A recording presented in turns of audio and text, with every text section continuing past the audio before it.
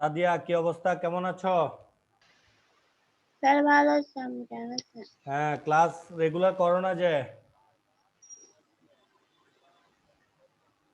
হ্যাঁ, regular class করো না কেন?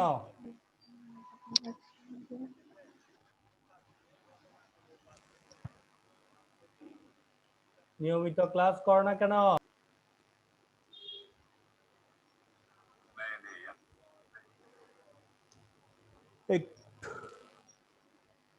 Yes sir. ওকে, তাহলে আজকে আমাদের হিসাব বিজ্ঞানের কততম অধ্যায় করানোর কথা?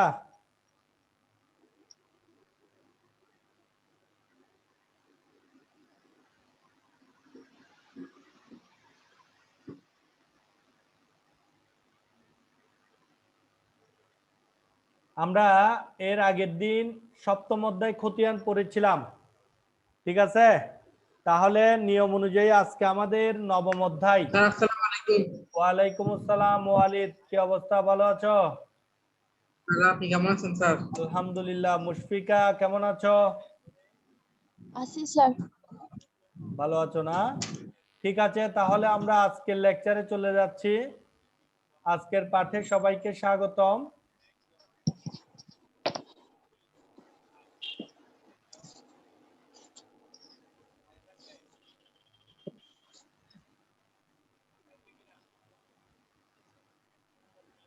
তাহলে আজকে আমাদের আলোচনার বিষয় হচ্ছে কি, রেওয়ামিল। রেওয়ামিল তো খুব সহজ, এটা সবাই পারো মনে হয় নাকি? রেওয়ামিল কি সবাই পারে না, এমন কেউ আছে? আমার স্যার। জায়গাটা হচ্ছে রেওয়ামিল। রেওয়ামিল খুব সহজ একটা বিষয় হিসাব বিজ্ঞানের, নাকি?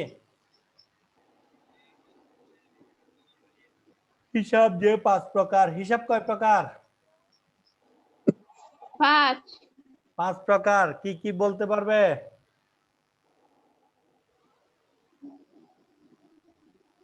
সাদিয়া। সম্পদ সম্পদকে কয় ভাগে ভাগ করা যায়?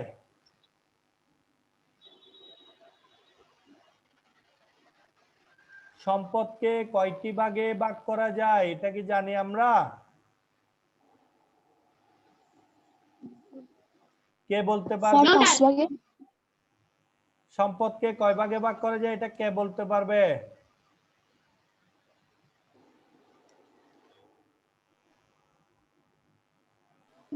স্যার সম্পদকে 3 ভাগে ভাগ করা যায়। 3 ভাগে। আর্থিক অবস্থার বিবরণী প্রস্তুতের উদ্দেশ্যে সম্পদকে 3 ভাগে ভাগ করা যায়। কি কি? চলতি সম্পদ, স্থায়ী সম্পদ, বিনিয়োগ ও অন্যান্য সম্পদ। চলতি সম্পদ, স্থায়ী সম্পদ, বিনিয়োগ এবং অন্যান্য সম্পদ। এই 3 ক্যাটাগরিতে সম্পদকে ভাগ করা যায়। একইভাবে দায়কে কয় ভাগে ভাগ করা যায়? 2 ভাবে। কি কি? চলতি দায়, দীর্ঘমেয়াদী দায়। চলতি দায় এবং দীর্ঘমেয়াদী দায়। তাহলে আয়কে কয় ভাগে ভাগ করা যায়? 2 ভাগে। কি কি? স্যার অন্যান্য আয়, তারপর পণ্য থেকে বিকৃত আয়। অন্যান্য আয়, আর ক্রয়ের উদ্দেশ্যে আর ক্রয়ের বিক্রি। উদ্দেশ্যে। ব্যয়কে আমরা আর্থিক বিবরণীর জন্য 3টি অংশে ভাগ করেছিলাম। সেটা হচ্ছে বিক্রিত পণ্যের ব্যয়, পরিচালন ব্যয় এবং অন্যান্য ব্যয়। ঠিক আছে? আয়কে কয় ভাগে ভাগ করা যায়?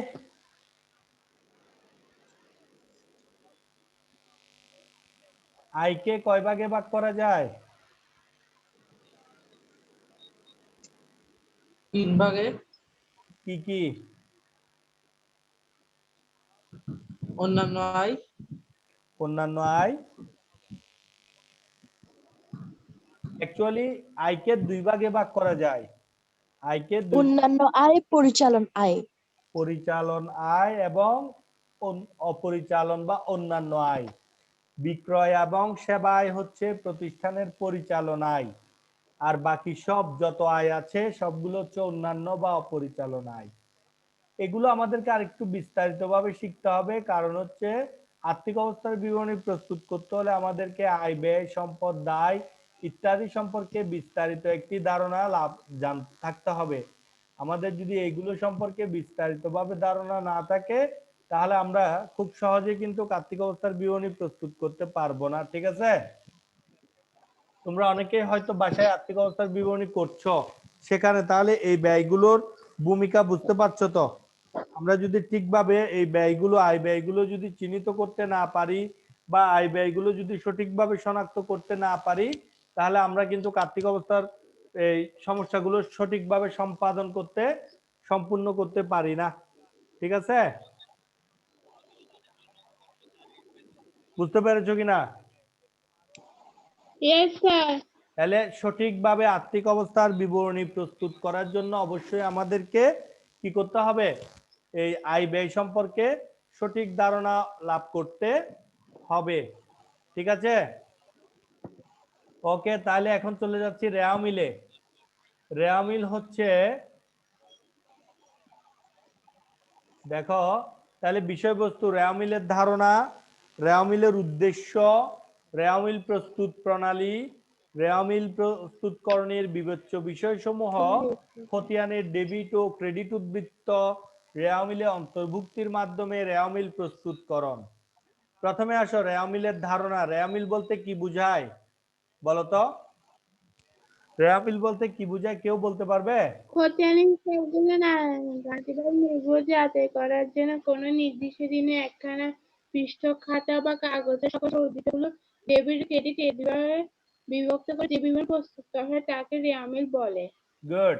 তাহলে রেওয়া মিল হচ্ছে যে খতিয়ানের উদ্বৃত্তগুলোকে দুই ভাগে ভাগ করে, একটা ডেবিট আর একটা ক্রেডিট।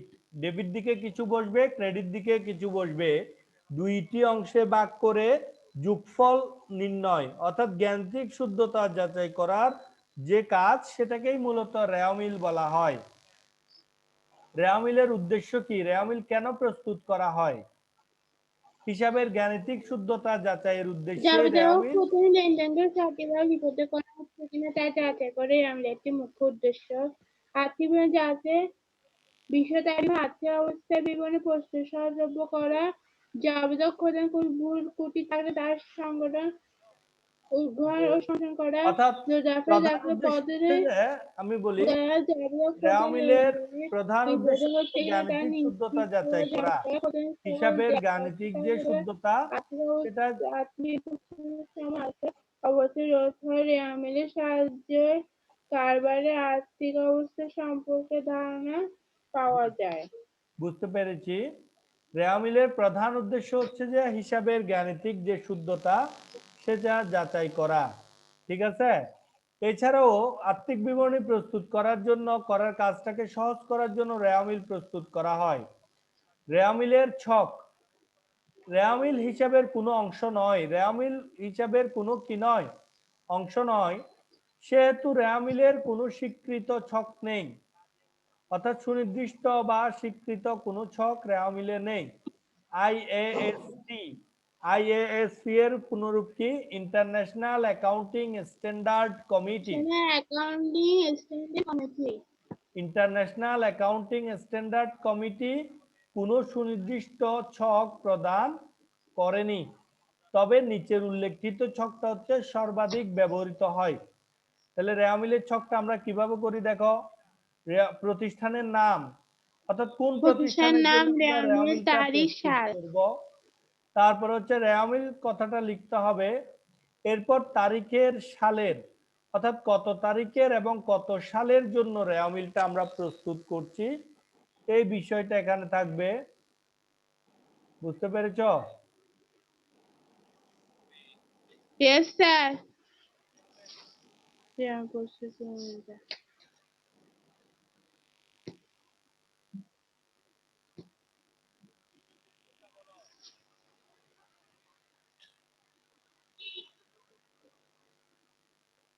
তাহলে দেখো রেওয়া মিলে কি কি আসবে না আসবে। সকল সুদ আসলের বিপরীত দিকে, সকল সুদ আসলের বিপরীত দিকে, এই কথাটা দ্বারা কি বোঝাচ্ছে দেখো। যেমন মূলধন ক্রেডিট, কিন্তু মূলধনের সুদ কোন দিকে বসবে? ডেবিট। ডেবিট ব্যাংক জমাতিরিক্ত ক্রেডিট, কিন্তু ব্যাংক জমাতিরিক্ত সুদ হবে ডেবিট। ডেবিট ঋণ ক্রেডিট, কিন্তু ঋণের সুদ হবে ডেবিট।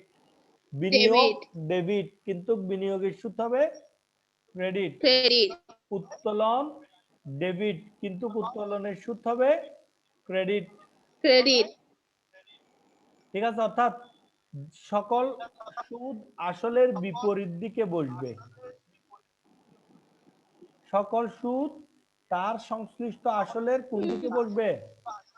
বিপরীত দিকে বসবে। সকল ফেরত এর বিপরীত। ফেরত গুলো কি হবে? ফেরত গুলো সবগুলো ডেবিট ফেরত ক্রেডিট বিপরীত দিকে বসবে। ডেবিট ক্রয় ডেবিট, ক্রয় ফেরত কি হবে? ক্রেডিট। ঠিক আছে, বিক্রয় ক্রেডিট, কিন্তু বিক্রয় ফেরত ডেবিট। ঠিক আছে, ক্রয় ডেবিট, ইয়েস স্যার ক্রয় ফেরত ক্রেডিট। বিক্রয় ক্রেডিট, কিন্তু বিক্রয় ফেরত ডেবিট। রেওয়া মিলে আসবে না এমন হিসাবগুলো, রেওয়া মিলে কোন কোন হিসাবগুলো অন্তর্ভুক্ত হয় না সেগুলো দেখো। তাহলে এখানে একটা সংক্ষিপ্ত দেওয়া হয়েছে। সময় মধ্যে পূর্ণ পারবে হাতের নগদ পারবে ব্যাংক জমা সময় দেবে সম্পূর্ণ সম্ভাব্য সম্পদ এবং দায়, এই বিষয়গুলো কি হয় না? রেওয়া মিলে অন্তর্ভুক্ত আসে না।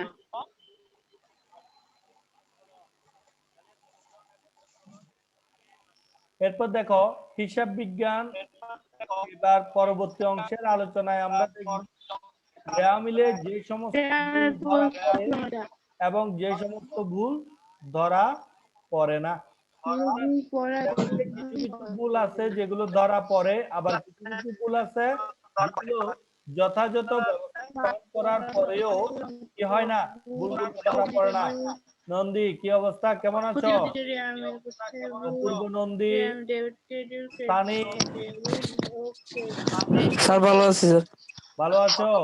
রেজিস্ট্রেশন করে ফেলেছো? স্যার না। রেজিস্ট্রেশন করো নাই এখনো?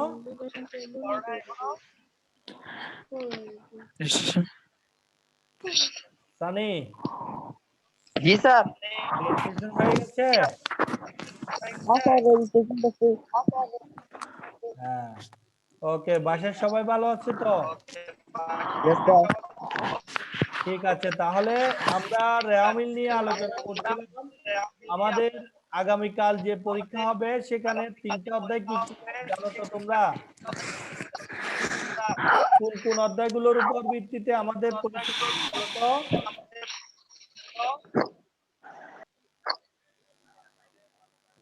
আমাদের আগামীকালের পরীক্ষায় কোন কোন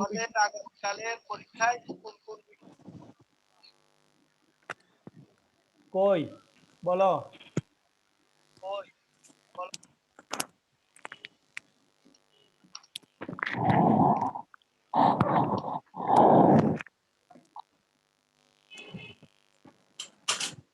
কই কেউ বলছে না কেন? কই প্রশ্ন কাঠামো বলো। সাদিয়া,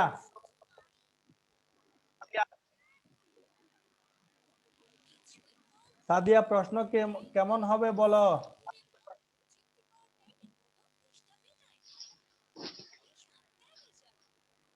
কত নম্বরের পরীক্ষা হবে? এখান থেকে যে কোনো 2টা করতে হবে। কয়টা থেকে কয়টা করতে হবে? স্যার জানি না।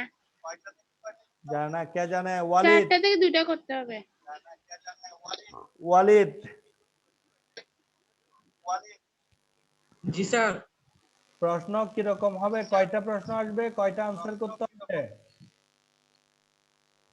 আর 4টা আসবে, 3টা করতে হবে। 4টা আসবে, 3টা করতে হবে। কোনো এমসিকিউ কি থাকবে? না না স্যার। এমসিকিউ থাকবে না। 4টাই সৃজনশীল প্রশ্ন থাকবে। 4টা সৃজনশীল থেকে যে কোনো 3টি প্রশ্নের উত্তর দিতে হবে। তাহলে দেখো আমাদের চ্যাপ্টার হচ্ছে 3টা, প্রশ্ন দিতে হবে কয়টা?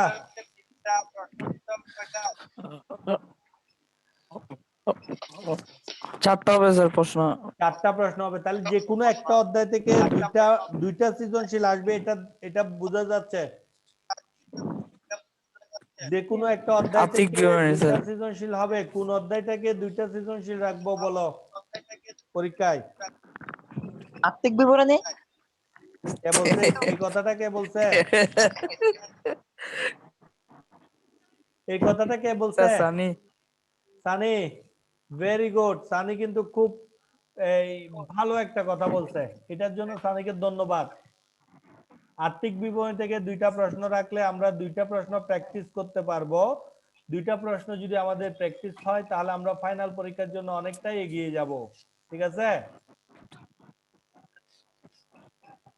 তাহলে খতিয়ান থেকে একটা প্রশ্ন আসবে, রেওয়ামিল থেকে একটা প্রশ্ন আসবে, এবং আর্থিক বিবরণী থেকে দুইটি সৃজনশীল আসবে, মোট 4টা সৃজনশীল। এই 4টা সৃজনশীল থেকে যে কোনো 3টি প্রশ্ন উত্তর দিবে তোমরা, হয় খতিয়ান, রেওয়ামিল, আর্থিক বিবরণী। 4টার মধ্য থেকে যে কোনো কয়টা প্রশ্ন উত্তর দিবে?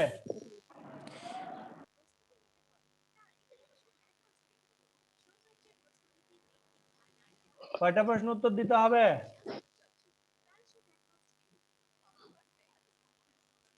কথা বলো না। এবার দেখো, রেওয়ামিলে যে সমস্ত ভুল ধরা পড়ে, রেওয়ামিলে যে সমস্ত ভুল ধরা পড়ে, রেওয়ামিল রেওয়ামিল হচ্ছে হিসাবের গাণিতিক শুদ্ধতা যাচাই করার একটি প্রক্রিয়া। রেওয়ামিল কি? গাণিতিক সূত্র যাচাই করা। গাণিতিক শুদ্ধতা যাচাই করার একটি প্রক্রিয়া। তাহলে গাণিতিক শুদ্ধতা যখন আমরা যাচাই করব, এই গাণিতিক শুদ্ধতা যাচাই করার সময় আমরা বিভিন্ন ভুল ত্রুটি দেখতে পাবো। যে কোনো কিছুর শুদ্ধতা যখন তুমি যাচাই করবে, সেটার ক্ষেত্রে কিছু ভুল ত্রুটি তুমি সহজেই ধরতে পারো। তো রেওয়ামিলে একইভাবে যখন আমরা গাণিতিক শুদ্ধতা যাচাই করতে যাব, আমরা এর কিছু ভুল ত্রুটি উদ্ঘাটন করতে পারবো। ঠিক আছে? আমরা হিসাব বিজ্ঞানে যত বেশি জ্ঞান অর্জন করব, তত বেশি ভুল ত্রুটিগুলো ধরতে পারবো। আর যদি আমাদের হিসাব বিজ্ঞানে জ্ঞান ত্রুটির অভাব থাকে, পর্যাপ্ত জ্ঞানের অভাব থাকে, তাহলে আমরা রেওয়ামিলের ভুলগুলো ধরতে পারবো না। বুঝছো কিনা? তোমরা যে বাসায় রেওয়ামিল করো, সবার গুলো কি রেওয়ামিল মিলে যায়?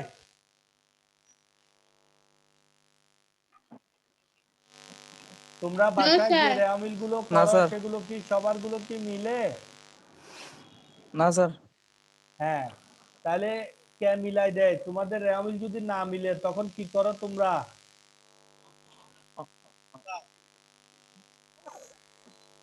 রেওয়ামিল না মিললে কি করো?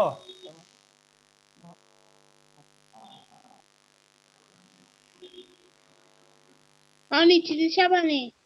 অনিশ্চিত হিসাব আনো যায়? কেন? এই তোমাদের বাসার টিচার যিনি আছেন, ওকে ঠিক আছে, তাহলে রেওয়ামিলের ভুল। আমি বলছি যে অনিশ্চিত হিসাব করার আগে, অনিশ্চিত হিসাব প্রস্তুত করার আগে তোমাদের অঙ্ক কি ঠিকভাবে মিলে? তোমরা ভুল করো না অনেক? এগুলো ঠিক করে দেখে তোমাদের বাসার টিচার আসতে, যে উনি চেক করে দেখে ঠিক করে দেয় না?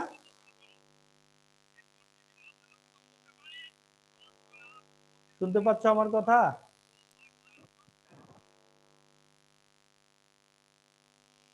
কই, তোমরা কি শুনতে পাচ্ছ?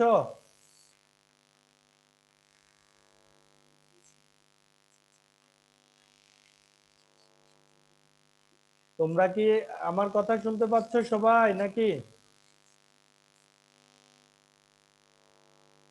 কই, তোমরা কি আমার কথা শুনতে পাচ্ছ?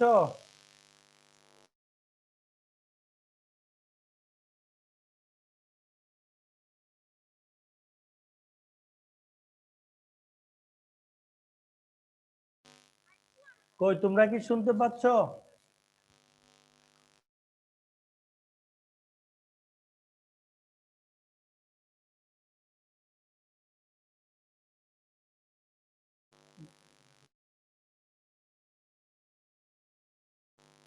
কই, শুনতে পাচ্ছ নাকি ওয়ালিদ?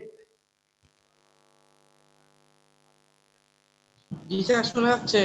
তোমরা যখন বাসায় রেওয়ামিল প্রস্তুত করো তখন কি তোমাদের অঙ্কগুলো সরাসরি মিলে যায় নাকি তোমাদের ভুল হয়? সেই ভুলগুলো তোমাদের বাসার টিচার ঠিক করে দেয় না? হ্যাঁ স্যার। ঠিক আছে, তাহলে তোমাদের টিচার নিশ্চয়ই তোমাদের চেয়ে বেশি জানে, তাই তোমাদের ভুলগুলো ধরে দিতে পারে।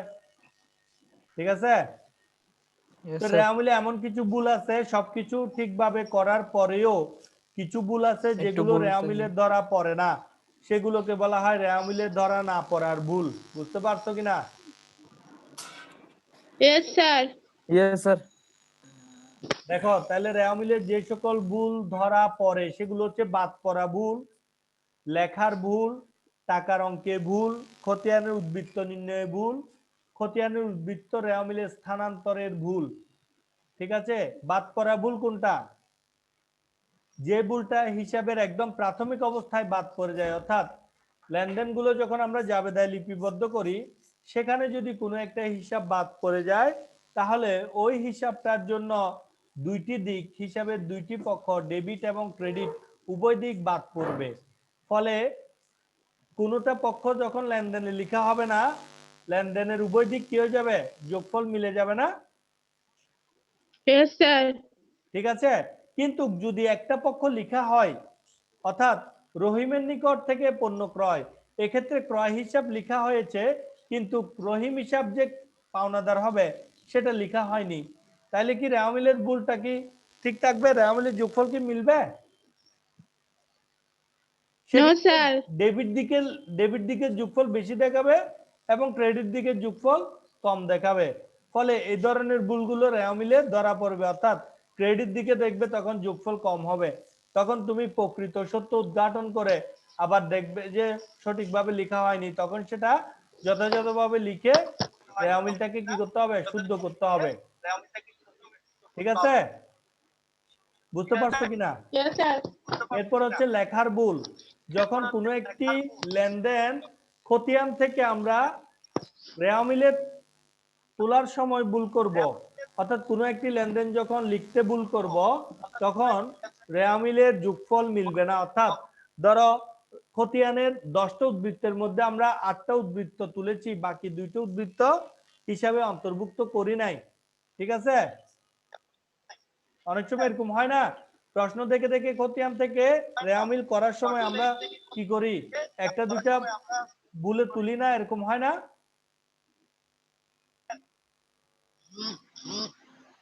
ঠিক আছে, এই ধরনের ভুলগুলোকে বলা হচ্ছে Yes, লেখার ভুল। sir. তারপর টাকার অঙ্কের ভুল। অনেক সময় আমরা খতিয়ান প্রস্তুত করার সময় কি করি, দেওয়া আছে 5,000 টাকা আমরা লিখে ফেলি 50,000, দেওয়া আছে 3,000 টাকা আমরা লিখি 30,000 টাকা। ঠিক আছে, এ ধরনের ভুলগুলোকে বলা হচ্ছে টাকার অঙ্কে ভুল। এরপরে হচ্ছে খতিয়ানের উদ্বৃত্ত নির্ণয়ে ভুল। আমরা যখন খতিয়ান প্রস্তুত করি তখন সেখানে যে জের বা উদ্বৃত্ত যোগফল নির্ণয় করার সময় যে ভুল হয়, যদি যোগ বিয়োগ করার সময় ভুল হয় সেটাকে খতিয়ানের উদ্বৃত্ত নির্ণয়ের ভুল বলা হয়। খতিয়ানের উদ্বৃত্ত রেওয়ামিলে স্থানান্তরে ভুল, অর্থাৎ তুমি যখন খতিয়ান থেকে দেখে দেখে উদ্বৃত্তটাকে রেওয়ামিলে তুলবে তখন যদি তুমি সেক্ষেত্রে ভুল করো সেটাকে বলা হবে খতিয়ানের উদ্বৃত্ত রেওয়ামিলে স্থানান্তর করার ভুল। এবার হচ্ছে যে সকল ভুল রেওয়ামিলে ধরা পড়ে না, অর্থাৎ তুমি সঠিকভাবে সবকিছু করার পরেও রেওয়ামিল মিলে যাবে কিন্তু তোমার প্রকৃত অর্থে হিসাবের ভুল থেকে যাবে, এমন ভুলগুলোকে বলা হচ্ছে ধরা না পড়ার ভুল। অর্থাৎ সব ব্যবস্থা গ্রহণ করার পরেও যে সকল ভুল রেওয়ামিলে ধরা পড়ে না, অর্থাৎ রেওয়ামিলের যোগফলকে প্রভাবিত করে না, সেগুলোকে মূলত ধরা না পড়ার ভুল বলা হয়। রেওয়ামিলে ধরা না পড়ার ভুলগুলোকে দুইটি ভাগে ভাগ করে। কয় ভাগে ভাগ করে? 2 ভাগে। একটা হচ্ছে করণিক ভুল, অপরটা হচ্ছে নীতিগত ভুল। করণিক শব্দের অর্থ হচ্ছে যিনি করে, প্রস্তুত করে, যিনি হিসাব প্রস্তুত করবে তার দ্বারা যে ভুলগুলো সংগঠিত হবে মূলত সেগুলোকে বলা হচ্ছে করণিক ভুল। এবং নীতিগত ভুল হচ্ছে হিসাব বিজ্ঞানের সুনির্দিষ্ট জ্ঞান ও দক্ষতার অভাবের কারণে যে ভুল হয় সেগুলোকে নীতিগত ভুল বলে। ঠিক আছে, যেমন ধরো আসবাবপত্র ক্রয় এটা ব্যবসায়ের জন্য কি সম্পদ নাকি ক্রয়? সম্পদ। আসবাবপত্র ব্যবসায়ী সম্পদ। তুমি যদি এটাকে ক্রয় হিসাবে লিখো তাহলে রেওয়ামিলের যোগফল কিন্তু মিলে যাবে, কারণ সম্পদ হলেও ডেবিট এবং ব্যয় হলেও ডেবিট, দুইটাই ডেবিট দিকে বসার কারণে রেওয়ামিলের যোগফল মিলে যাবে। কিন্তু প্রকৃত অর্থে তুমি সম্পদ জাতীয় হিসাবকে ব্যয় দেখানোর কারণে নীতিগতভাবে তোমার হিসাবটি কি হবে? ভুল হবে। বুঝতে পেরেছো কিনা? Yes sir. ঠিক আছে। আর করণিক ভুল, করণিক মানে হিসাব প্রস্তুতকারীর দ্বারা যে ভুলগুলো হয় সেগুলোকে করণিক ভুল বলে। তার মধ্যে হচ্ছে বাদ পড়া ভুল। এখানে দেখো যে সমস্ত ভুল ধরা পড়ে সেখানেও একটা বাদ পড়া ভুল আছে, আবার যে সমস্ত ভুল ধরা পড়ে না সেখানেও কিন্তু একটা বাদ পড়া ভুল আছে, দুইটা বাদ পড়া ভুল। যেখানে বাদ পড়া ভুল হচ্ছে যে ধরা পড়ে, যেখানে হচ্ছে যে কোনো একটা হিসাব যদি বাদ পড়ে সেটা রেওয়ামিলে ধরা পড়ে। আর যদি কোনো একটা লেনদেনের উভয় পক্ষ, দুইটা পক্ষই বাদ পড়ে, হিসাবের বইয়ে অন্তর্ভুক্ত হয় না, তখন রেওয়ামিলের কোনো দিকেই যোগফলের কি হয় না? পার্থক্য সৃষ্টি হয় না, অর্থাৎ উভয় দিকেই যোগফল কি থাকে? সমান থাকে। এই ধরনের ভুলকে বলা হচ্ছে বাদ পড়ার ভুল। অর্থাৎ কোনো একটি হিসাব যদি লেনদেনের শুরুতেই জাবেদা এবং খতিয়ানে অন্তর্ভুক্ত করার মধ্যেই বাদ পড়ে যায়, তবে সেই ভুলের জন্য রেওয়ামিলের যোগফলে কোনো পরিবর্তন বা পার্থক্য হয় না, যোগফল মিলে যায়। লিখার ভুল। এরপর লিখার ভুল হচ্ছে কি, প্রাথমিক হিসাবের বইতে কোনো লেনদেনের পরিমাণ কম বেশি লেখা হলে, অর্থাৎ তুমি যদি জাবেদায় কোনো একটি লেনদেন একেবারে কম টাকায় লিপিবদ্ধ করো, অর্থাৎ 450 টাকার লেনদেনকে তুমি 540 টাকায় লিপিবদ্ধ করেছো, তাহলে এক্ষেত্রে তোমার হিসাবের যে গড়মিল প্রথমে হয়েছে সেটা কিন্তু উভয় দিকে পার্থক্য হবে। ঠিক আছে? এবং এটার কারণে তোমার খতিয়ানে কোনো ধরনের পার্থক্য সৃষ্টি হবে না, এবং রেওয়ামিলেও উভয় দিকে কি হবে? পার্থক্যের সৃষ্টি হবে না।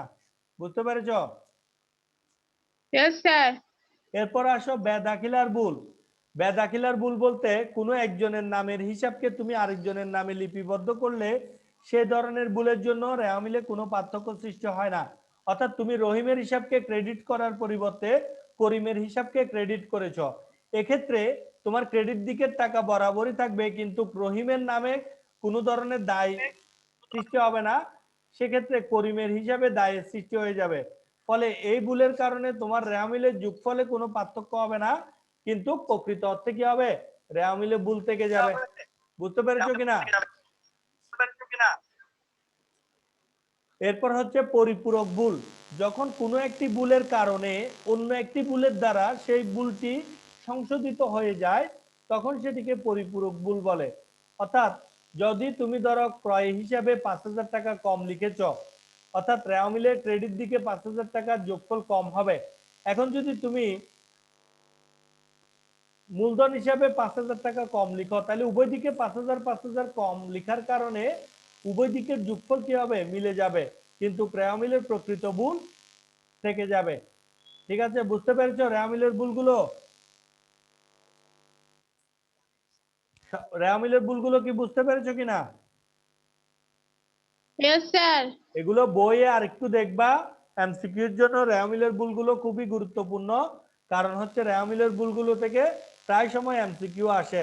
এগুলো ভালো করে একটু বইয়ে উদাহরণ সহ দেওয়া আছে, ওগুলো তোমরা একটু ভালো করে পড়ে নিবা। ঠিক আছে? এই যে বই থেকে আলোচনা করবে। এবার চলে যাচ্ছে আমরা পরবর্তী আলোচনায়। এখন হচ্ছে অশুদ্ধ রেওয়ামিল শুদ্ধ করার উপায় এবং অনিশ্চিত হিসাব। সবকিছু ঠিকভাবে করার পরেও আমাদের অনেক সময় রেওয়ামিল কি হয়? ভুল হয়। তাহলে ভুল হলে আমরা অশুদ্ধ রেওয়ামিলটাকে শুদ্ধ করার জন্য কি করব? প্রথমে কি করতে হবে বলো তো দেখি? অশুদ্ধ রেওয়ামিলটাকে শুদ্ধ করার জন্য প্রথমেই সর্বপ্রথম কি করতে হবে? যোগফল পরীক্ষা করতে হবে। হ্যাঁ, উভয় দিকের যোগফল ঠিক আছে কিনা সেটা দেখতে হবে। যদি যোগফল ঠিক না থাকে, মিলে যায়, তাহলে তো ঠিক আছে। আর যদি যোগফল না মিলে, তাহলে যোগফলের যে পার্থক্য আছে সেটাকে আমাদের 2 দিয়ে ভাগ করতে হবে। অর্থাৎ যদি দেখি যে আমাদের পার্থক্য 10,000 টাকা, তাহলে 2 দিয়ে ভাগ করলে কত হয়? 5000। 5000। এই 5000 টাকার কোনো একটি অ্যামাউন্ট যে কোনো দিকে আছে কিনা বা দুইবার লেখা হয়েছে কিনা বা ভুল দিকে লেখা হয়েছে কিনা সেটা যাচাই করে দেখব। যদি দেখা যায় যে না এটা ঠিক আছে, তাহলে কি করব, ভুল দিকে লেখা হয়েছে, তাহলে আমরা সেটাকে সঠিক দিকে পরিবর্তন করে লিখে রেওয়ামিল মিলিয়ে দিব। আর যদি দেখি যে না এটা ঠিক আছে, ভুল দিকে লেখা হয়নি, তাহলে সবকিছু ভালোভাবে পরীক্ষা নিরীক্ষা করে আমরা পুনরায় খতিয়ান থেকে উদ্বৃত্তগুলো রেওয়ামিলে সঠিকভাবে স্থানান্তরিত হয়েছে কিনা সেটা যাচাই করে দেখব। এরপরেও যদি সবকিছু দেখার পরেও যদি রেওয়ামিলটা না মিলে, তাহলে আমরা যে পার্থক্য থাকবে সেই পার্থক্যটাকে কি লিখব, অনিশ্চিত হিসাব নাম দিয়ে লিখব। ঠিক আছে, কি নামে লিখতে হবে পার্থক্যটাকে?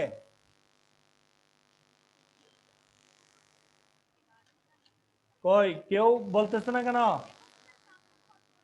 রেওয়ামিলের সবকিছু ঠিক থাকার পরেও যদি গড়মিল থাকে, তাহলে উভয় দিকে যে পার্থক্য হবে সেই পার্থক্যকে আমরা কি নামে লিখব? অনিশ্চিত হিসাব। অনিশ্চিত হিসাব। অনিশ্চিত হিসাব। অনিশ্চিত হিসাব কি ডেবিট দিকে হবে না ক্রেডিট দিকে হবে?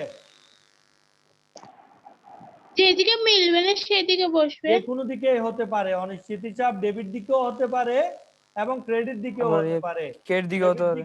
ডেবিট দিকে হলে আমরা ডেবিট দিকে লিখব, ক্রেডিট দিকে হলে ক্রেডিট দিকে লিখব। অর্থাৎ কেট দিকে লিখবো। যোগফল যেদিকে ঘাটতি থাকবে, যেদিকে যোগফল কম থাকবে, মূলত সেই দিকে অনিশ্চিত হিসাব লিখতে হবে। ঠিক আছে, তাহলে রেওয়ামিলের দুই পাশের পার্থক্যকে সাময়িকভাবে মিলানোর জন্য যে হিসাব খোলা হয় তাই অনিশ্চিত হিসাব। রেওয়ামিলের দুদিকের যোগফল অসমান হলে হিসাব বইয়ের ভুল খুঁজে বের করা দরকার হয়, কিন্তু অনেক ক্ষেত্রে ভুল খুঁজে বের করা যথেষ্ট সময় সাপেক্ষ হতে পারে। অনেক সময় প্রতিষ্ঠানের বিভিন্ন ধরনের গুরুত্বপূর্ণ কাজ থাকার কারণে তাড়াহুড়া করে ভুলগুলো সহজে খুঁজে বের করা যায় না। ফলে এমত অবস্থায় দুদিকের যোগফলটাকে সাময়িকভাবে অনিশ্চিত হিসাব দিয়ে সাময়িকভাবে সমান দেখিয়ে রেওয়ামিলটাকে বন্ধ করতে হয়। এরপর দেখো উদাহরণ, এখানে উদাহরণের কথা বলা হয়েছে। আশা করি তোমরা তো রেওয়ামিল পারবা মনে হয়। সবাই কি রেওয়ামিল পারবা? Yes sir. পারবা রেওয়ামিল? Yes sir. হ্যাঁ, আচ্ছা বলো তো বেতন কোন দিকে বসবে, রেওয়ামিলের কোন দিকে বসবে বেতন? স্যার ডেবিট ডেবিট দিকে। দিকে। স্যার ডেবিট দিকে ডেবিট। বসবে। সঞ্চয়পত্র কোন দিকে বসবে? ক্রেডিট দিকে। ক্রেডিট দিকে সঞ্চয়পত্র বসবে। এটা কি সবাই একমত ওর সাথে? সঞ্চয়পত্র কি? যখন আমরা সঞ্চয়ের উদ্দেশ্যে কোথাও টাকা জমা রাখি সেটাকেই মূলত সঞ্চয়পত্র বলা হয়। সঞ্চয়পত্র আমাদের জন্য এক ধরনের সম্পদ। সম্পদ কি ক্রেডিট দিকে হতে পারে কখনো? না স্যার ডেবিট। সম্পদ ক্রেডিট দিকে হতে পারে না, সম্পদ হবে ডেবিট দিকে, তাই সঞ্চয়পত্র হবে ডেবিট। সঞ্চয়পত্রের সুদ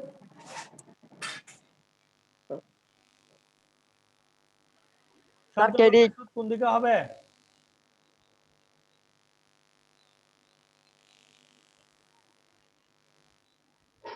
সঞ্চয়পত্রের সুদ কোন দিকে হবে? সঞ্চয়পত্র সুদ হচ্ছে আমাদের জন্য আয়। সঞ্চয়পত্রের মাধ্যমে আমরা যে সুদ পাবো আই ক্রেডিট। সঞ্চয়পত্র স্যার ক্রেডিট। বলা হয়। সঞ্চয়পত্রের সুদের মাধ্যমে প্রতিষ্ঠানে আয় হয়, আর সব প্রকারের আয় হচ্ছে ক্রেডিট। ক্রেডিট। তাহলে রেওয়ামিল পারবে তো? বাসায় প্র্যাকটিস করবা রেওয়ামিলের উপর, ঠিক আছে? Okay sir. যে শীটটা দিয়েছি সবাই শীটটা সংগ্রহ করেছো তো? Yes sir. শীট থেকে প্রশ্নগুলো আসবে, শীটের প্রশ্নগুলো বাসায় সমাধান করবে। কেউ যদি না বুঝো আমাকে জানাবা, ঠিক আছে? Okay sir. কারো কোনো প্রশ্ন আছে বা জিজ্ঞাসা করার আছে?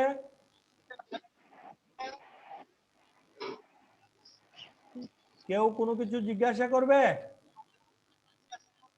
No sir. ওকে ঠিক আছে, তাহলে ধন্যবাদ। আজকের ক্লাস এখানে শেষ করব। কালকে কালকে আসসালামু আবার আলাইকুম। দেখা হবে। সে পর্যন্ত ভালো থাকো। ধন্যবাদ সবাইকে। স্যার